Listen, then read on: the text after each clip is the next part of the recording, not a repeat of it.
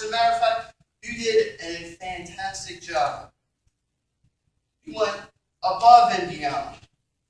But then your client or your employer gives you feedback as if they're not going to pay, or you can see them setting up why you don't get the next raise. Perhaps you're taking it as being threatened for your reputation or your income, or you felt like they were going to cause you harm in some way. Would you give them your coat? Would you give them your cloak?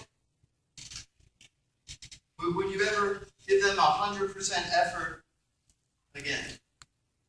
Who does this? And in my Bible, it kind of clarifies it a little bit, but it says, if the military demands you carry their gear for a mile, carry it too? I live a busy life. Who are these people? Are you insane? Or are you living with the saints? When was the last time you volunteered? For an hour or two, or maybe it was a full day? Most charities do a great job thanking their volunteers, and they show appreciation.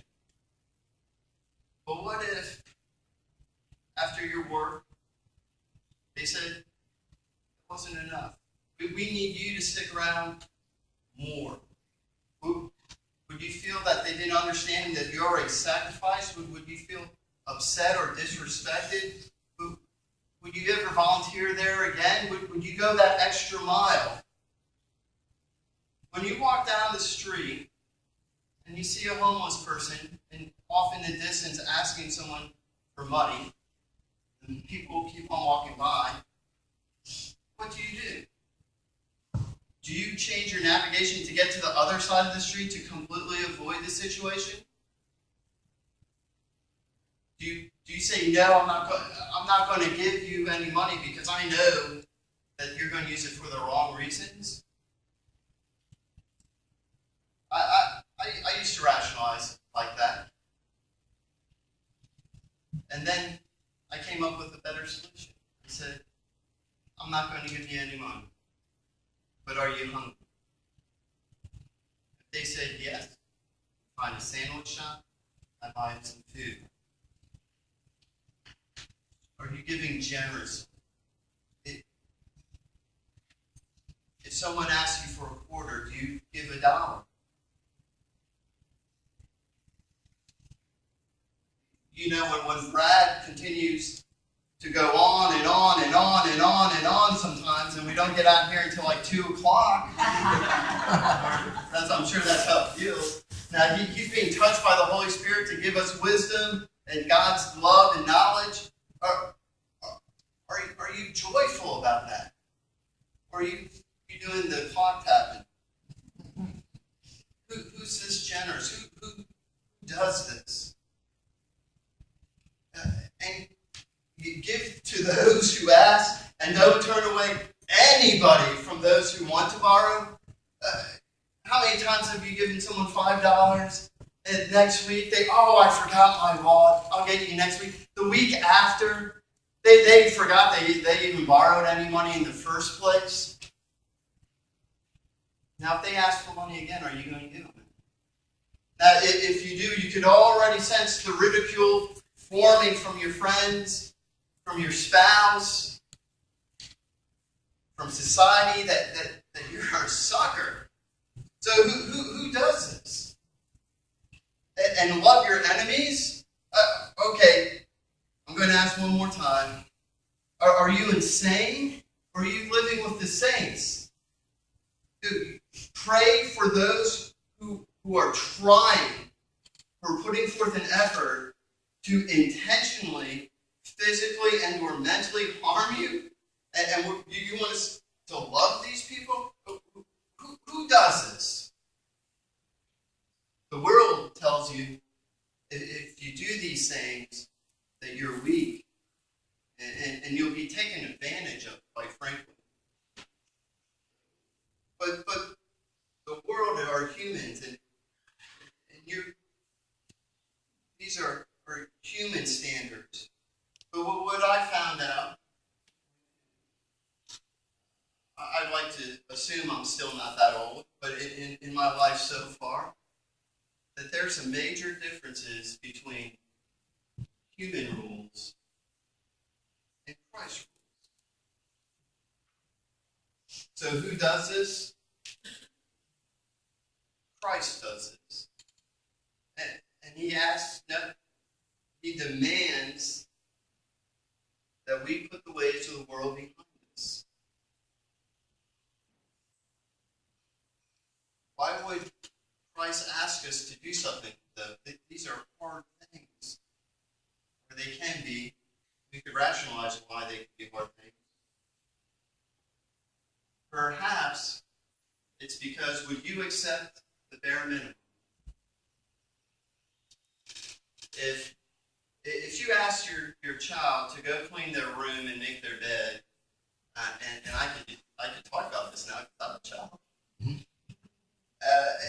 And I've heard enough from the parents here that are they just going to, would you just accept them throwing the sheets on the bed and just piling up the toys behind in a corner? Would that be acceptable to you? Or if you walked into the room and they had military-style corners on the bed and their toys were lined up, maybe even in alphabetical order, I mean, would that be what would you want them to do? But when you do a task for your employer, your client, a friend, your family, perhaps a task for God, are you doing the bare minimum? Or are you trying to exceed the standard?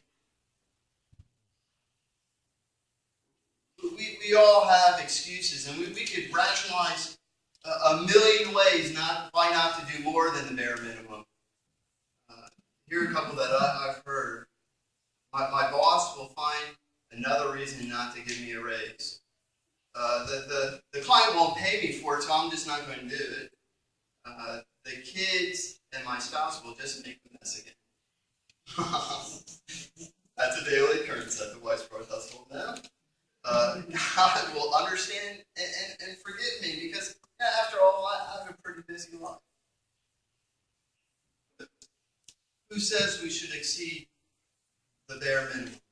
Who says to offer the other cheek, to go the extra mile?